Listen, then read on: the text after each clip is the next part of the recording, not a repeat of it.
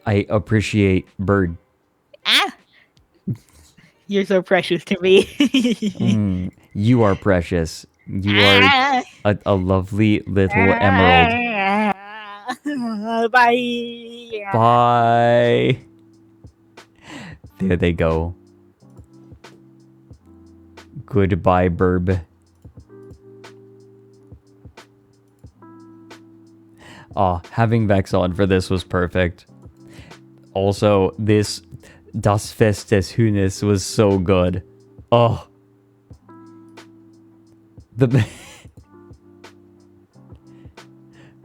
Well, the Himmelfreund pointers were so funny. But just like taking more and more money. Das Fest des Huhnes. The dude with the chicken on his head. The real cock festival was the friends we made along the way. Tom's festival is so outdated. Now we do cock festival. Chicken siesta of nightmares. Oh my god, the stupid fiesta of nightmares. Was that from Clickhole? What was that from? Hold on, I'm gonna look it up.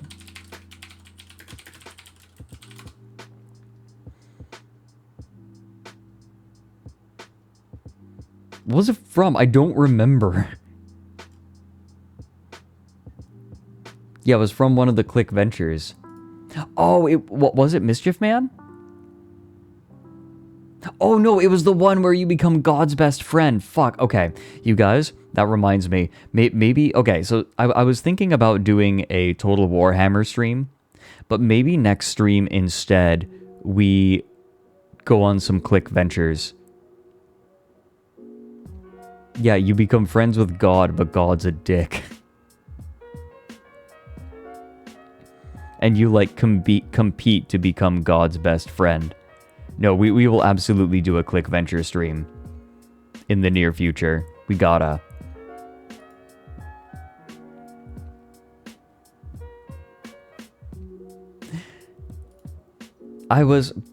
Okay, there's a part of me that really wants to do a Total Warhammer stream. But there's also a part of me that's like, this is a strategy game, and even if I, like, do close-ups and show, like, the big battles and make it really cinematic, it's still like, people might not be there for it. I don't know. I don't know. Stream it with Rev? There's an idea. Total War Warhammer, specifically. There is some Total Warhammer content that I think anyone can appreciate, though. It's where a person makes the stupidest doom stacks. Here, 19 aspiring champions. Like, he just makes the stupidest doom stacks. And I love it.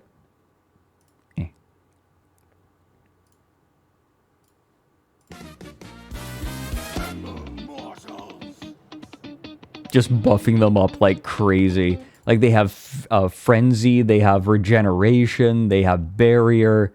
They can all summon pink horrors. It gets stupid. What the hell? No way!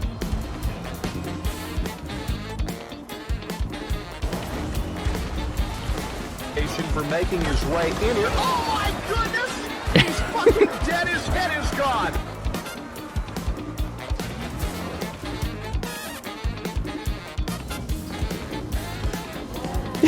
He's got those things.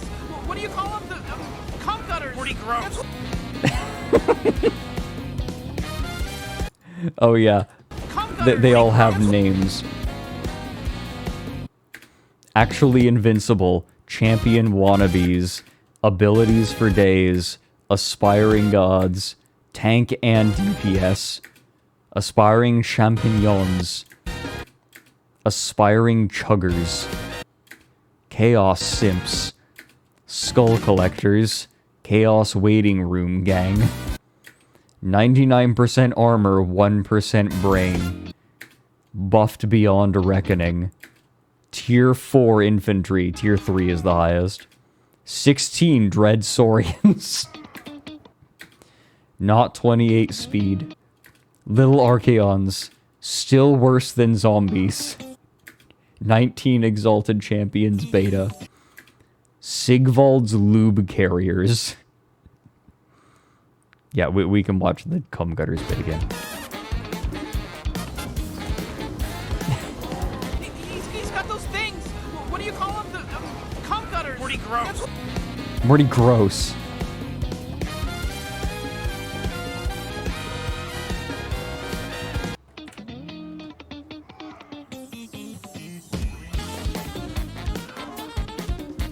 Cool fucking armor. Take the easy win. I do not blame you if hearing my name has caused you to void your vows.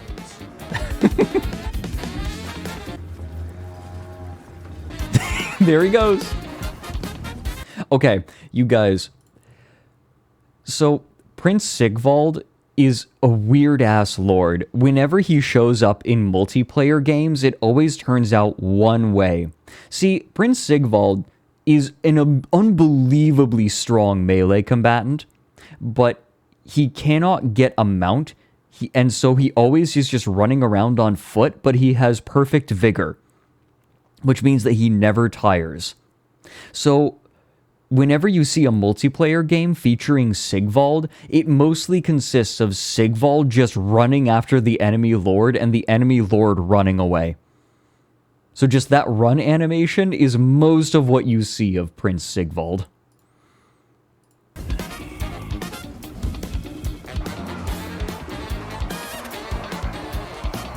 Why are they expendable?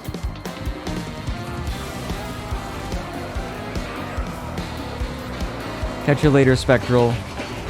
I fell. Ah, pets. I fell. Hold on. One more time. Oh, wait. Here we go. I fell.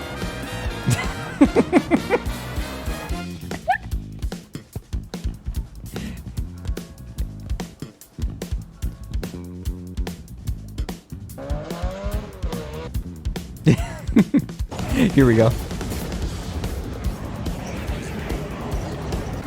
Here they come.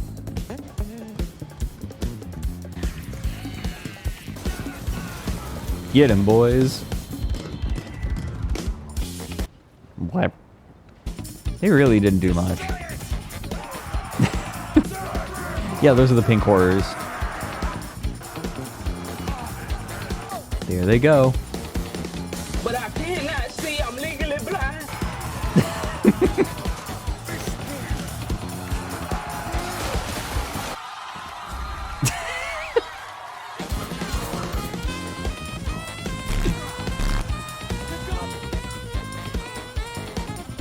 Bonk. Excuse me.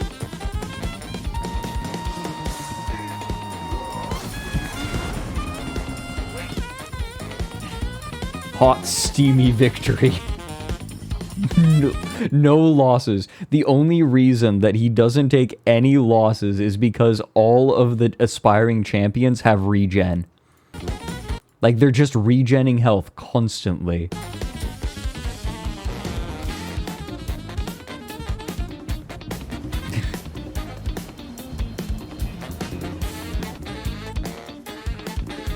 Yeah, why are they expendable?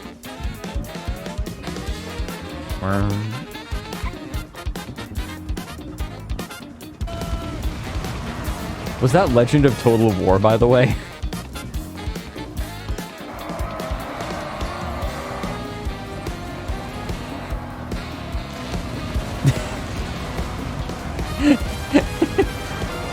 It says you've wronged us.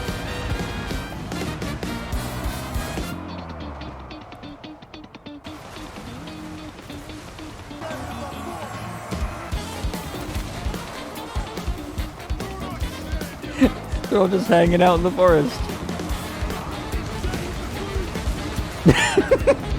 They're just chucking their blasting charges in and doing more damage to their own dudes than the enemy. Okoi is so good.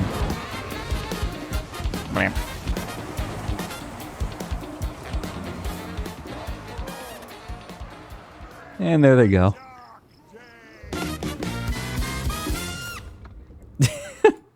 Just FYI, there is no understanding what's going on in that mass. No losses. So stupid. No, he did a doom stack of zombies, and it's so okay. We'll do one more. We'll do the zombies. Holy shit, I'm gonna call. Dark magic is mine to command. Oh my god, it's so big! It's so big. Don't come to my house or else I'll suck your dick at blood.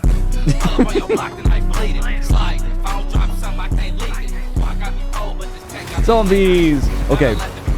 For context, zombies are probably the worst unit in the game besides Skaven Slaves. But Helm and Gorst gets obscene bonuses to them, so they're like just hard to kill. They're worse than Skaven Slaves? They have like really similar stats. And you can buff them easier with like corpse cards. Also, they don't break. Remember, they just crumble. So they're better at their job than Skaven Slaves, because Skaven Slaves are like, they just cut and run at the slightest hint of something bad. Oh yeah, let me link you this video. It'll take you to their channel if you want. Yeah, it's a good Greasus.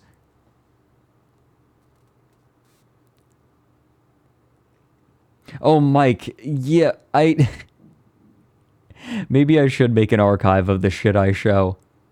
That's a good point.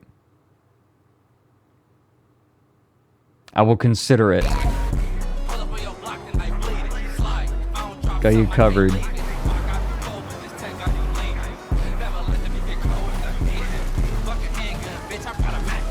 Bad news. What? Oh no. Anyway, last week... Wait a minute, wait a minute. Wait a fucking minute. Hold on. Wait, what were those abilities? Oh no. Anyway, last...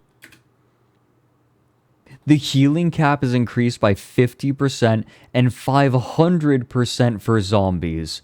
I didn't realize that Gorst did this. Then another 30% for Helm and Gorst. I think that this is outdated. I think they updated him. But they have the Ravenous Dead. When they're in... This is bullshit. Oh, that's such bullshit. Jesus fucking Christ. More than meat shields, brain sluts, zombussies, vor enthusiasts. Fast, better than Graveguard. 160 Prince Phillips.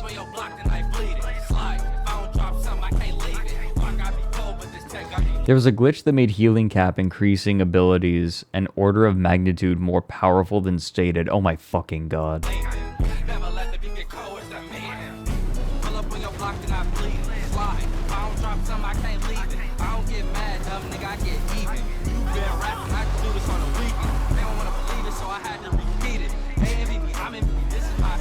God, it's just a horde. It's just a fucking mess. 35 speed zombies. Look at the regen. This won't die. It doesn't matter. It just doesn't fucking matter.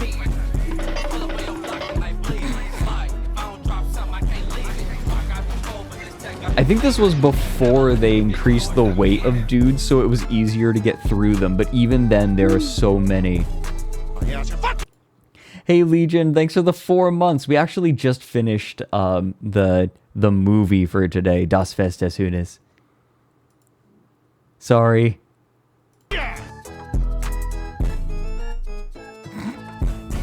339.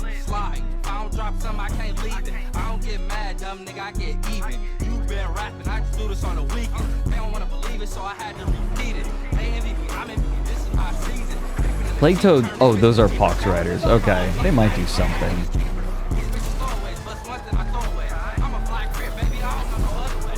Oh, those are... It's so satisfying.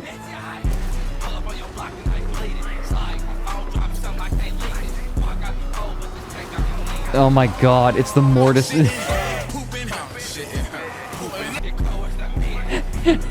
Yeah, alright.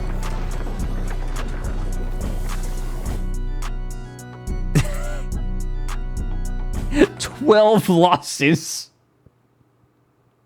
So they killed, how much is that? Almost 1,000. About, so they killed about 1,800, 2,000 units with an army of zombies and lost 12. Something's not right here. Zombies are supposed to be like the worst unit in the game.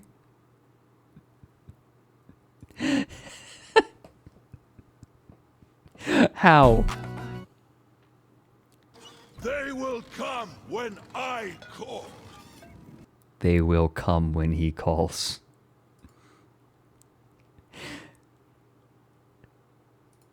See, this is the problem. I'm worried that Warhammer is... The Total Warhammer is a little bit impenetrable.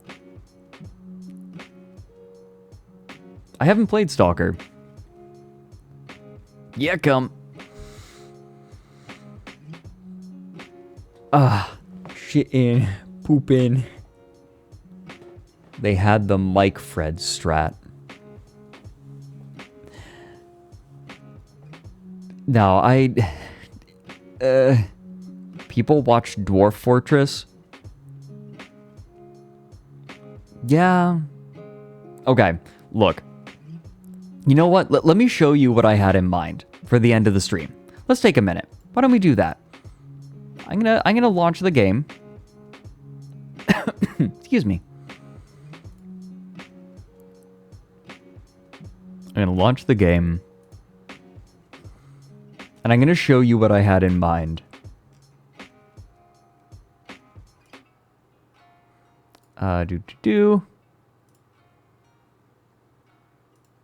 Sippy break. I've got my sippy. Okay, we're just gonna load it up.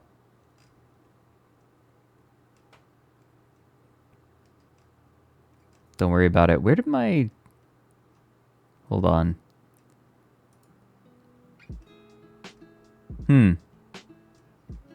I made a mistake. That's okay. Not a big deal.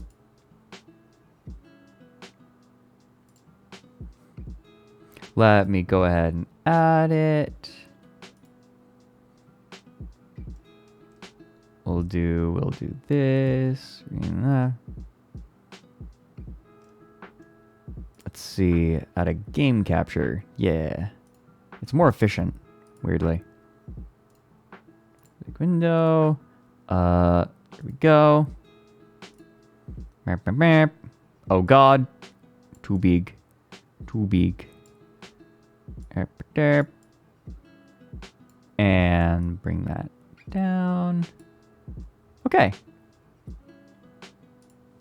We're transitioning from talking to game. Oh, I gotta change the category, don't I?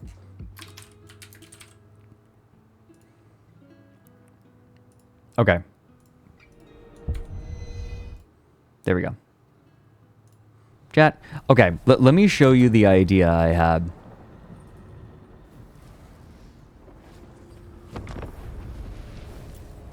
Don't mind how many, like, campaigns I've started and just not gotten into. I've experimented a little. Sippy break denied. Eat shit. Festival of Chickens still works for Total Warhammer. You're correct. You are 100% correct. But I'll give you an idea of what I had planned. Do I still want the music? No. Thank you. Hyper-focus hours have begun. Yeah. I eat shit now? Yes. Man, could really go for some shit.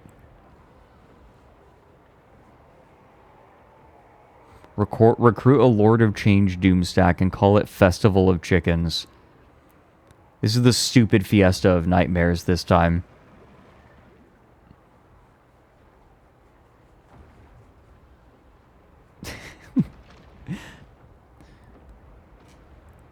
Okay, so I'm going to need 3 volunteers from chat who want to, or 2 actually.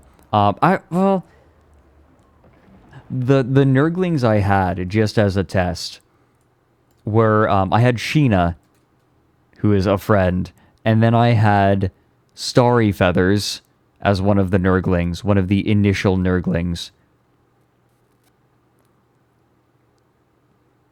Who wants to be the 3rd?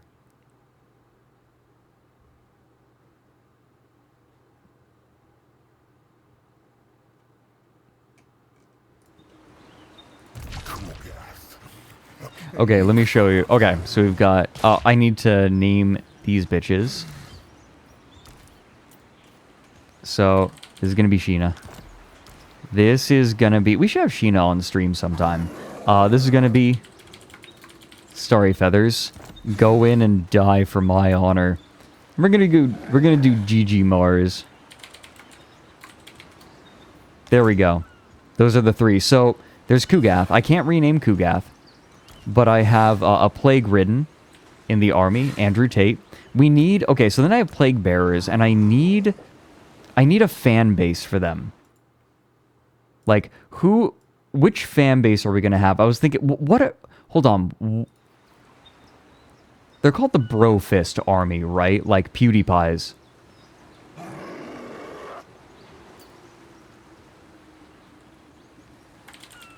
Homestucks.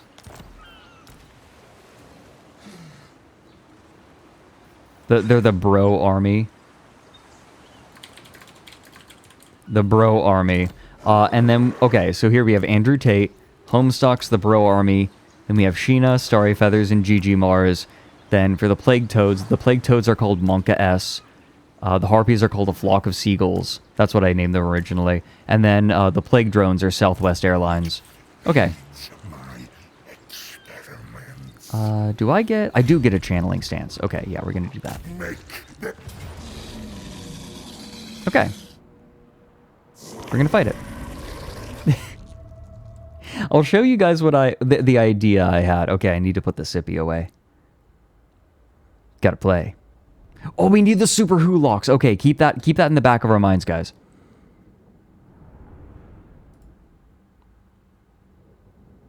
Super Hulock. Yeah. That'd be really good. I'll show the units to you and give you an idea of what they'll look like.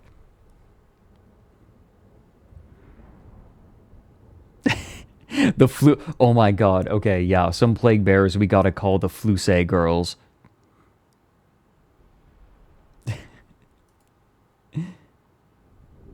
This is a terrible idea. I have no idea if this could be carried for a full stream. Oh god, it's finishing loading, so it's killing my frame rate. Okay, we're good. So, if we take a look, so we have Kugath on his mobility scooter, unofficially Mobility Mary. It felt a little nasty. Laughing about Mobility Mary is such a minefield, because, like, she kind of hides behind the disability. It's like she's obnoxious and awful, and it has nothing to do with her disability, but it also, like, she wields it. Yeah, she's dead. It's rough. So anyway, here's Andrew Tate. He's here to fight. Gonna do great. There we go. Here we have the Homestuck fandom. The Homestucks. They're hanging out. And then we have the Bro Army. There we go. We also have Monka S.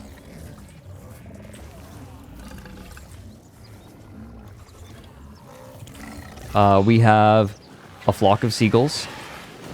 They're going to be doing work. And then we have Southwest Airlines.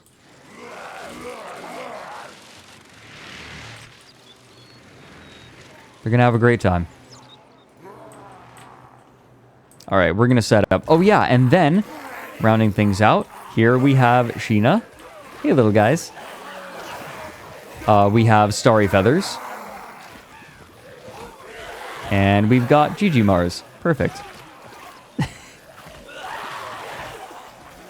Okay, we're going to set up real quick. We just want Kugath to bombard for as long as possible. Do we put him up? Can we? Is he going to be in range if he's on the hill? He's going to be in range if he's on the hill. Okay, that's hilarious. Yeah, they're your fucked up little fellas. And of course, we send them in first. Then the plague bears will be right behind them. And then the toads. The plague drones will be there. And then the harpies will also hang out. We want to keep them in the back. We want to keep these guys in the back at first. Oh, what? Not Kugath. We want to keep them in the back at first because otherwise they could get hit by the javelins. We don't want that. There's Kugath. Should be able to hit them from this range. And Andrew Tate will help lead the charge. Good. Wait. Yes. All right, begin. Can you shoot? Yes, you can. Okay, hold on. Woo! It's a little fella. Watch. Let me... It's a little fella. See? It's a little nurgling. He chucks little nurglings. And he should be aiming here, so...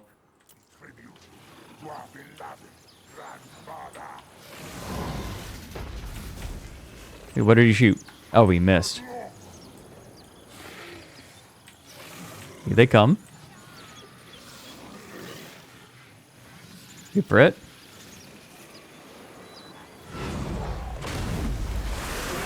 Bonk. We're just going to do that for a little while.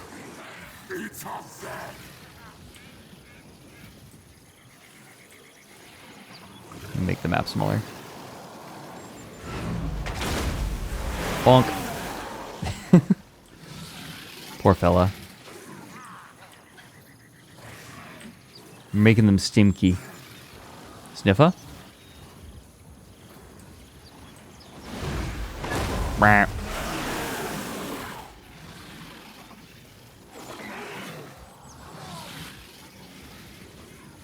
Baby shark. Brap, brap, brap, brap, brap. Are they really just gonna stand there while I bombard them? Here we go. Wait, are they actually moving? Nope. Lamau. Okay, now they're moving. Bonk.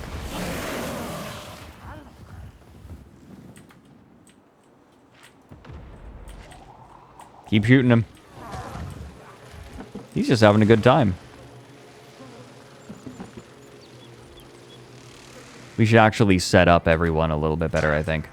Actually, no, this is good. Probably. Andrew Tate, you move up there with them.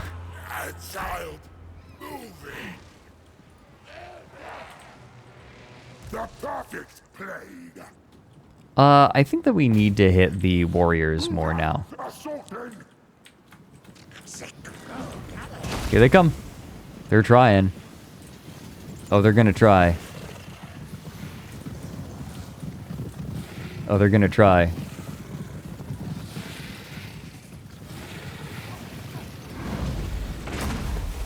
Honk. Are they shielded? No, they're not. Oh, shit. Okay, I might actually get Southwest Airlines to move in here for a hot second.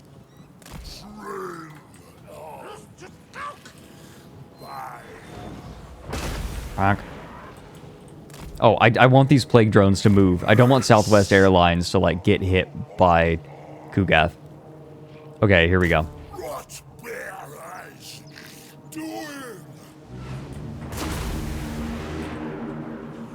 Shuck him. Ouchie. Actually, you know what? I'm gonna have them save their ammo for the Lord. I don't want them to get hit. He didn't take very much damage from those javelins. That was kind of a waste from them. Oh, no, they're not javelins. They're skirmishers. Okay, here we go. The time has almost come. But we're going to get the Furies in position to get the skirmishers. We want to get the skirmishers that are up high. These guys are going to be the problem. I don't want them to fire at will. Kugath, you failed me. Okay, we're gonna... Okay, here we go, here we go. Alright, Sheena, get the fuck in there. And Gigi Mars is gonna get in there, too. Alright, Starry Feathers is moving in. Oh, wait, nope, we can stop. Halt. No, we want them in there. Get in there. Alright, Starry Feathers. Bonk them. Here they come. Yeah, get them.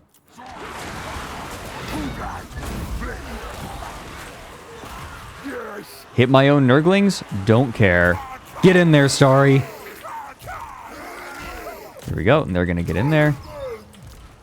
And now we're going to have the bro army and the Homestucks get in there too. Here comes Mobility Mary. I should really not make that joke. Let me see if I can get them in. Andrew Tate needs to get in there too. Kugath. Make them stinky. Make them stimky. Oh, this is going to bounce onto me, isn't it? It is going to bounce onto me. Why am I like this? Whatever, it didn't do that much damage.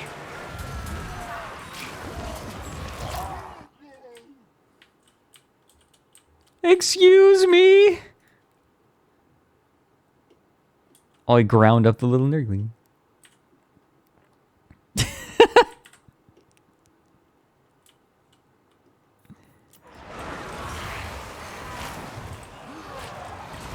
Here we go. The bro army. The bro army's getting in there. Oh, this is a mess. This is perfect.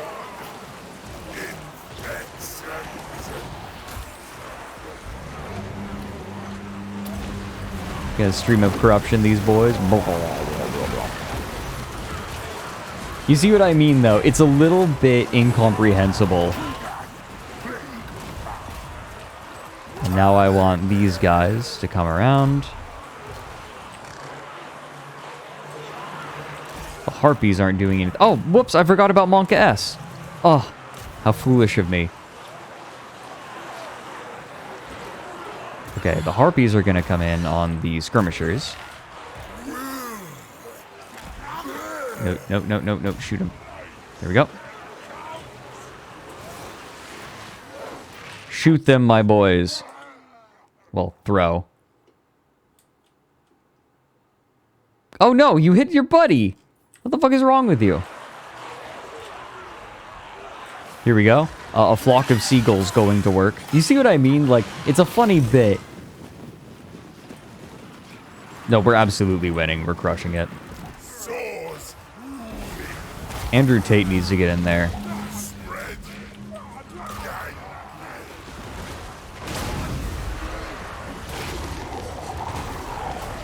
There we go. Monka S doing their best. Get them. There we go. You see the problem, though, right? This is inscrutable to anyone who's not familiar with the game. Completely inscrutable. We took, like, no losses. Fitting? Yeah, okay, a little bit.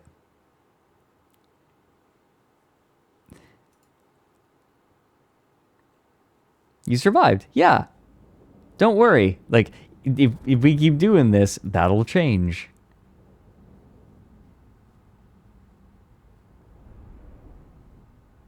Can't scroot it. Yeah. You can't scrote it either. You can't scrote.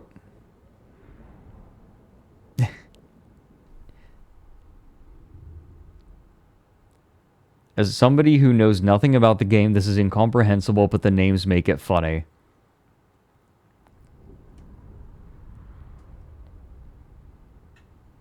Fred, Total Warhammer is too hard for me to understand. Who are the good guys who say funny things? And who are the bad guys who say mean things? This isn't anything like my Marvel. Fuck. This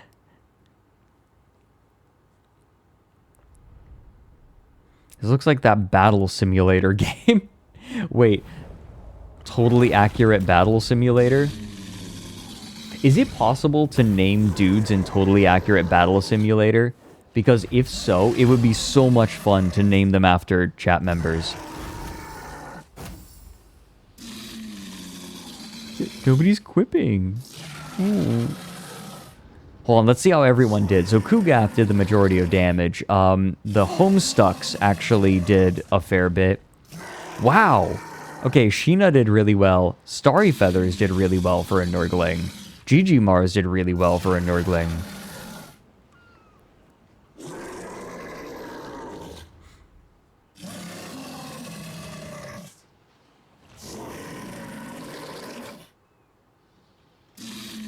You can make custom units and name them in Totally Accurate Battle Simulator. That might be amusing.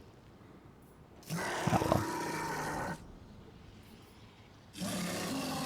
well. Oh. I don't know. But yeah, this is probably something that, I don't know, isn't really suitable for this stream, you know? It's not quite what I want to do with stream. It's kind of funny.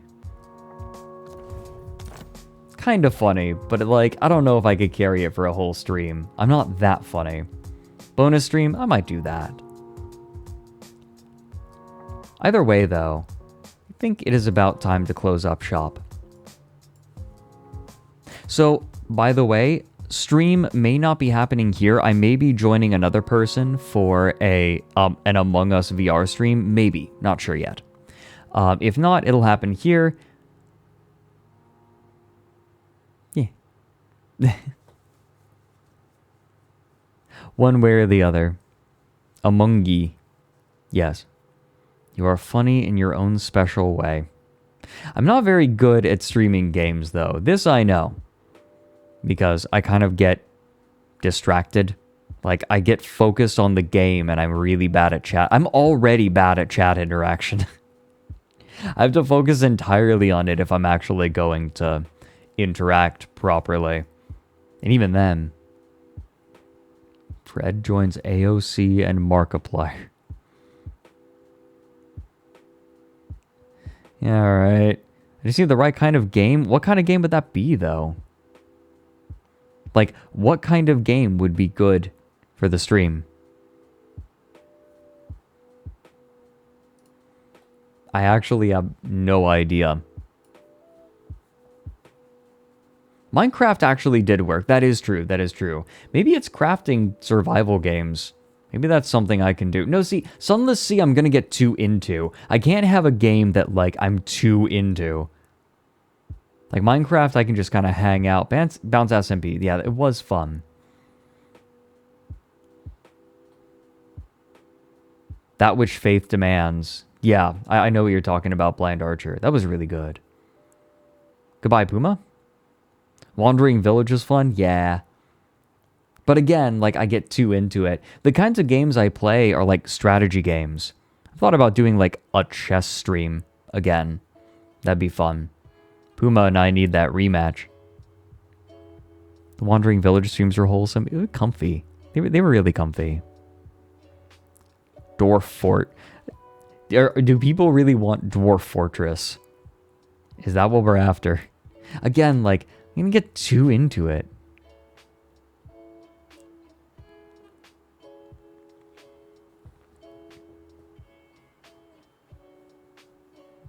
Let us dwarf. Oh, comf. Like, as I look at my regulars, I play Hades. Hades nuts. At 20 heat. But again, that also is a little bit difficult to follow if you're not familiar with the game. But Fuck. I mean, Valheim. Get some people for Valheim. I do like Valheim.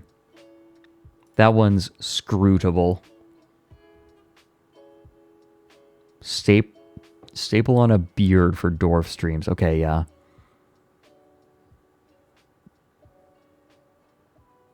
Outer Wilds speed run. I mean, I want to try doing like bingo, Outer Wilds bingo with Mike, because I thought that'd be fun. We both love Outer Wilds. Peglin streams. Ooh woo. Peglin might actually be fun.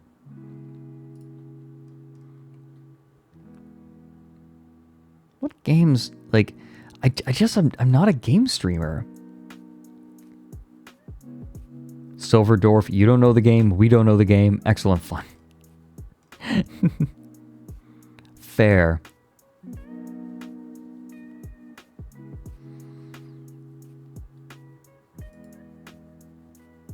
I'm just wild about pegling. Guys.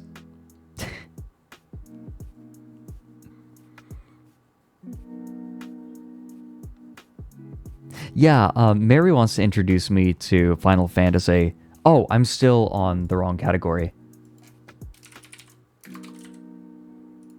Just chatting. There we go. I fixed.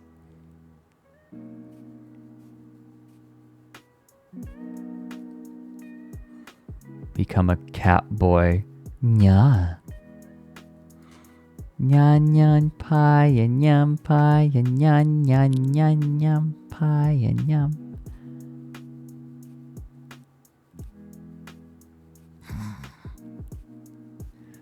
I hurt you. Yeah, we need to do a Homestar Runner. We need to do a Homestar Runner stream. 100%.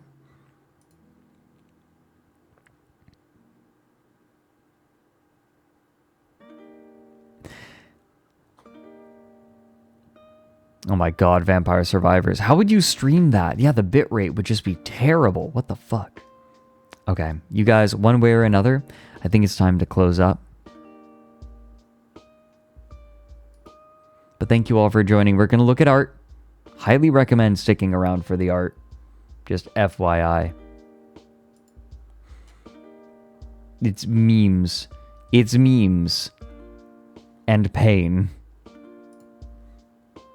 If you have art that you want to share, Twitter is the default place to put it right now.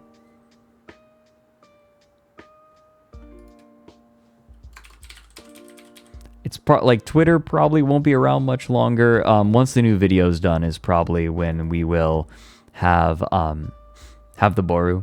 And we do want the Boru. The Boru is mostly set up. We need to launch it. Oh my god, there's so much. There's so much art. But yes, hashtag TOWLArt on Twitter is what we're doing right now. So next year, look, the script's done.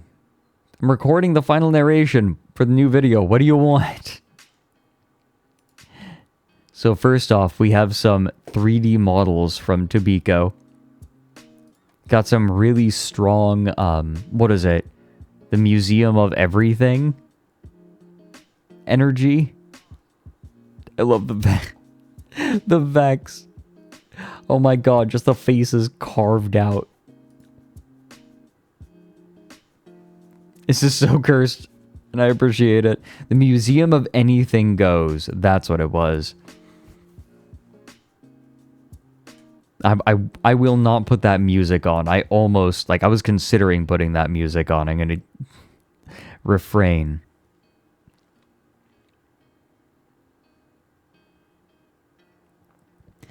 Thank you, Tobiko.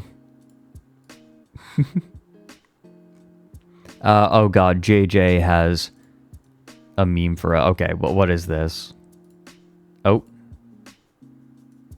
So yeah, the only thing I know about Austria is Hitler. Who the starts a conversation like that? I just sat down. So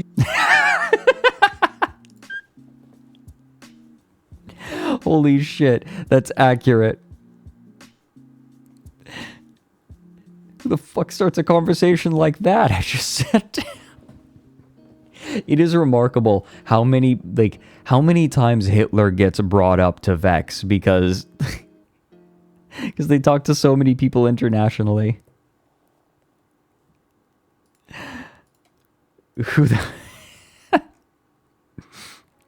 Oh my god, this is so cute. You guys, look what Tiffy made. Look at it's Loren in traditional Austrian dress to fit in with the local tribes.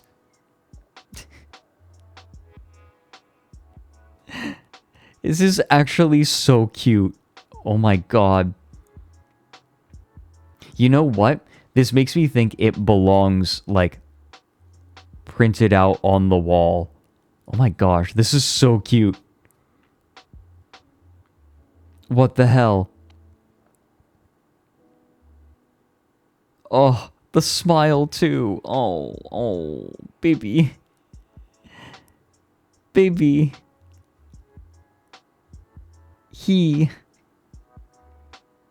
Oh, this is too precious. Okay, Tivius, thank you. Oh, I love the color palette you chose. It really matches the sort of country style. The color palette was I can tell how deliberately it was chosen. And it works. I love it.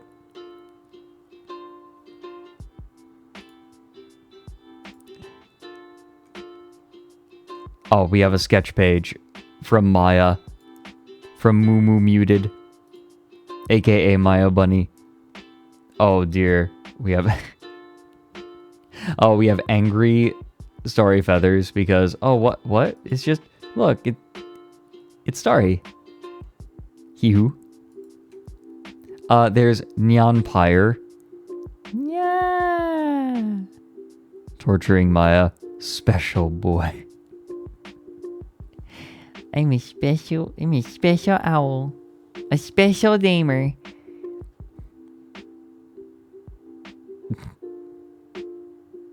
Alt-right stuff. LOL.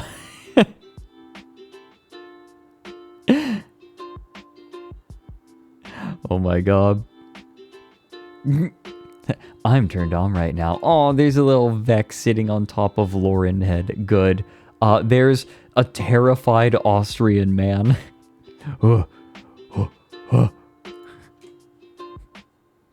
Fuck. Giggly. Yeah, giggly bird. Why did you say that to me? You guys, don't be fooled. Vex is just as cursed as me, if not more. Make no mistake. There's Vex carrying a little cross. Good. Oh, the laughing. Hee hee ho ho ho. Vex's laugh is so precious. Very important. Thank you, Maya. It's quality. Oh, and Stir Bear has a sketch page for us.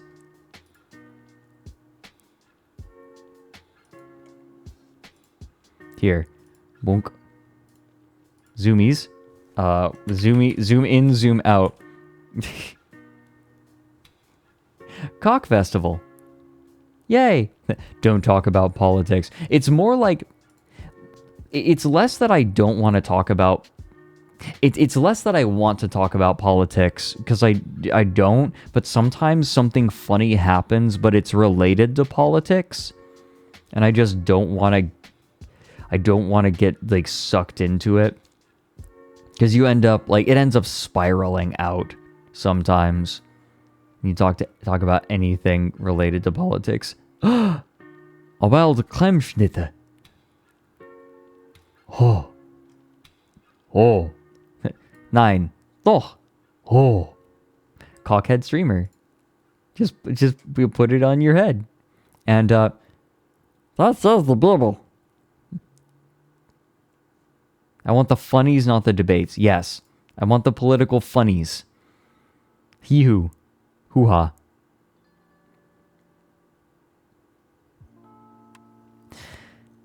Thank you for this. Stir Bear. Farah. Oh, this is cute. Check it out. Farah has a good doodle. Welcome to Burbs, issue 4. Burby, burby, burby, burby, burby, burby, burby, burby. And then Vex just starts giggling. Dork, get it out of your system. Get it out of your system, or else we'll be here all day. Vex just needs a minute. No, Bored Lizzie, I absolutely, I want to get Mike. People were saying that Desert Pagona does a really good Master Shake, was it? And I beat Meatwad. Yeah, Mike is Carl. Desert Pagona apparently is good at Master Shake. I can, who else do we need? So we need Frylock. Why do you care? You're black. You sound black. I'll never get over that line. You sound black. Rev as Frylock. Ooh, that could be good.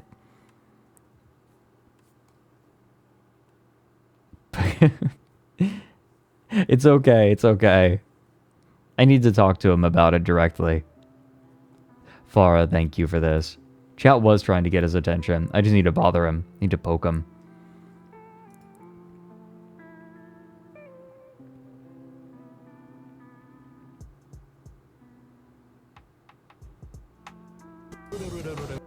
Wait, what's going on? Really?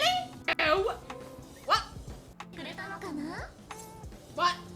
What are you really trying What's this? to do? Really? What? It's a clip from Emmy's stream? What? I don't know what it has to do with this stream. I mean, like, if I'm gonna show it on stream, I want it to be, like, related to the stream.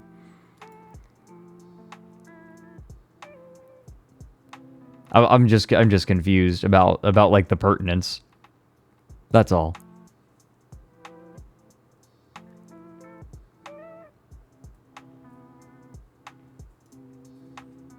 Okay. Check this out. Caldero, we have progress on the scarf that was being made. Yep, weekly scarf upgrade. Progress is steady. I'm up to 3 inches wide. Hopefully I should be able to... I can grow an inch a year. Hopefully I should be able to finish it by the end of the month. Very nice. Yeah, keep us updated on this. It's the Dero. I mean, like, I feel like the Dero is pretty... It's kind of all over the place, right?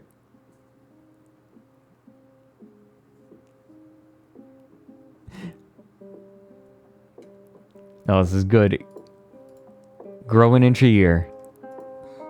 Keep it up. And we have, you guys, we have Starry Feathers sketch page. We did it. It's time for dessert. It's not TMI. I told you because we're friends.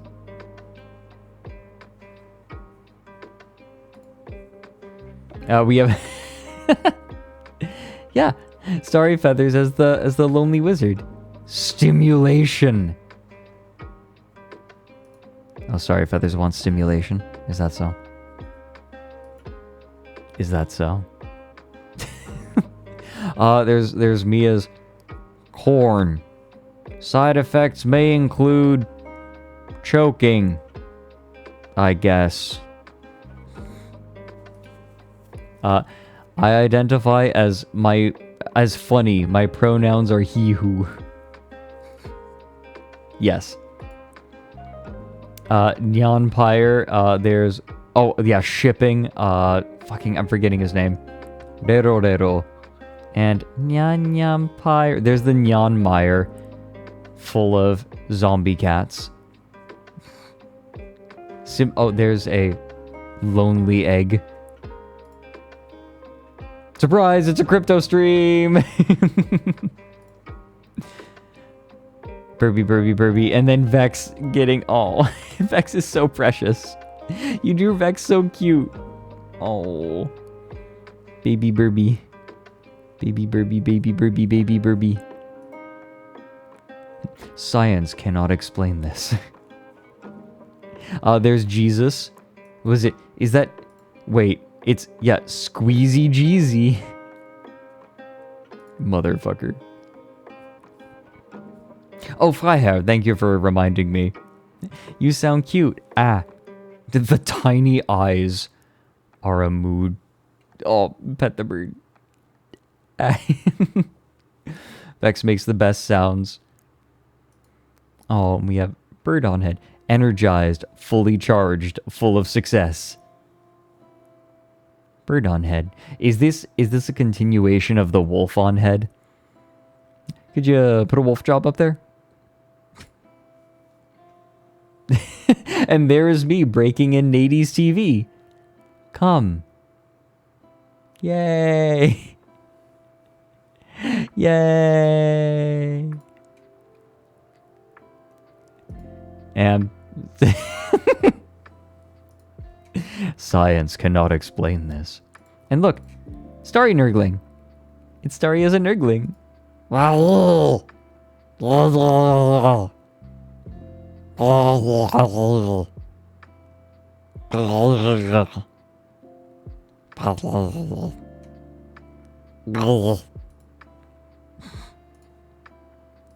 Thank you, Starry. We have one last thing. Okay. Yes. Oh, look at this, you guys. This is so clever. It's... Look at this. Freiherr made a... They whittled the Loren. He's... I guess you could say... He's so widow. He's so whittle. Ha. Ha. I'm not funny. Totemow. This is so cute.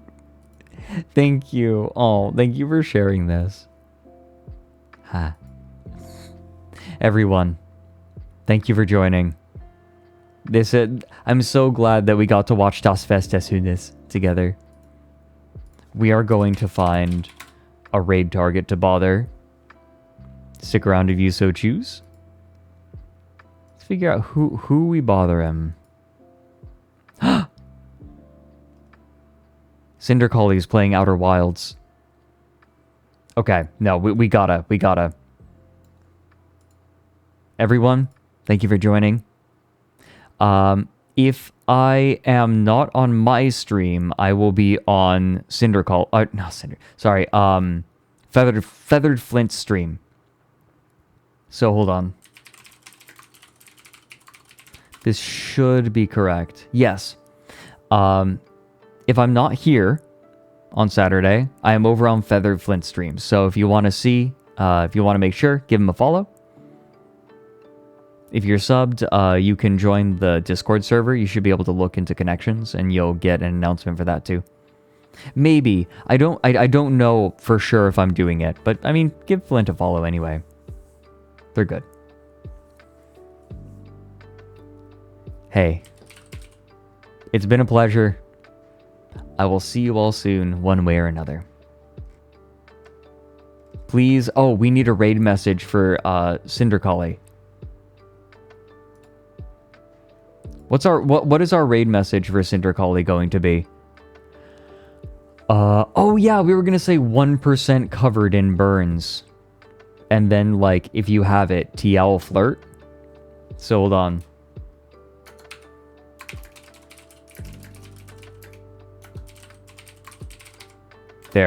There's our raid message. Ooh woo. Because the pee-pee, the genitals are 1%, are considered 1% of the body. Good. Goodbye, everyone. See you soon.